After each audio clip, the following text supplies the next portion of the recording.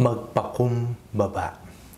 Ako po si Father Fiel Pareha at ito po ang ating segment, ang Daily Devotion, na kung saan tayo po ay magdarasal, magbabasa at magninilay kasama ng salita ng Diyos sa buong taon. Manalangin tayo.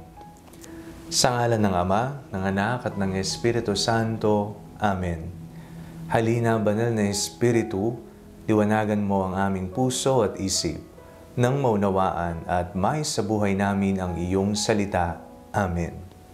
Our Bible passage for today is from the Gospel of St. Matthew chapter 23, verses 8 to 12, and I read it for you.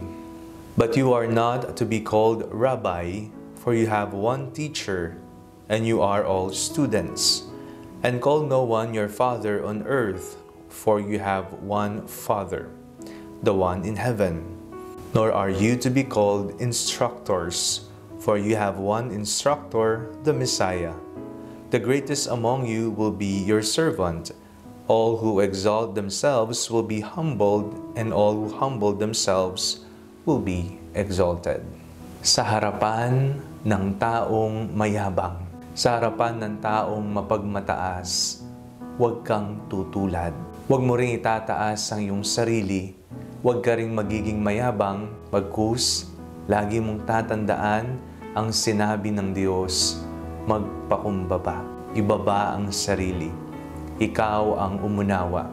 Huwag mong hintayin ikaw ang unawain. Ikaw ang magpasensya. Huwag mong hintayin na ikaw ang pagpasensyahan. Baligtad ang tinuturo ng mundo sa tinuturo ng ating Panginoong Hesukristo. Binanggit sa binasang Ebanghelyo sa araw na ito, all who exalt themselves will be humbled, and all who humble themselves will be exalted. Sino ang itinataas? Sino ang itinatampok ng Diyos? Ang taong may kababaang loob. Sino naman ang binabagsak ng Panginoon? Ang taong mayabang. Ang taong buktot.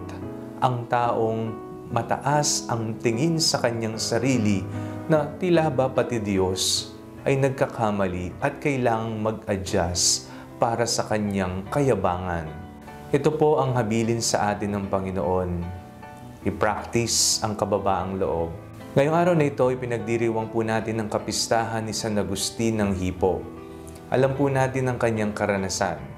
Nung siya ay nasa tugatog ng pagkamakasarili, paggawa ng lahat ng mga makamundong bagay, pagtataas sa kanyang sarili, ibinaba siya ng Panginoon. At sa kanyang pagkababa, siya ay nagbagong buhay. Sa pamamagitan ng tulong ng panalangin ng kanyang ina na si Santa Monica, nagkaroon ng pagbabagong buhay si Agustin.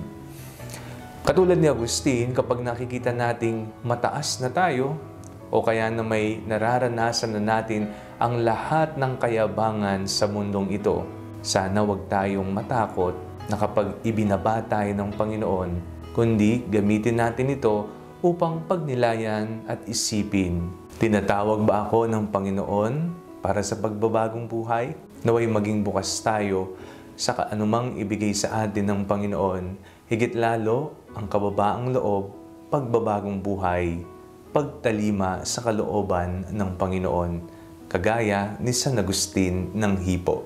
Manalangin tayo. Panginoong Hesukristo, palagi niyo pong biyayaan ang aming buhay ng kababaang loob. Sa harapan po ng mga taong mayabang, huwag po sana kaming tumulad, bagkus ipahayag namin ang mensahe ng Ebanghelyo ukol sa kababaang loob. Amen.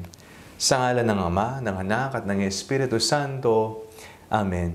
Huwag po ninyong kalimutang i-like ang video ito. Mag-comment po kayo and share it with your family and friends. Ang Panalangin Bago Matulog ay may sariling Facebook page na po.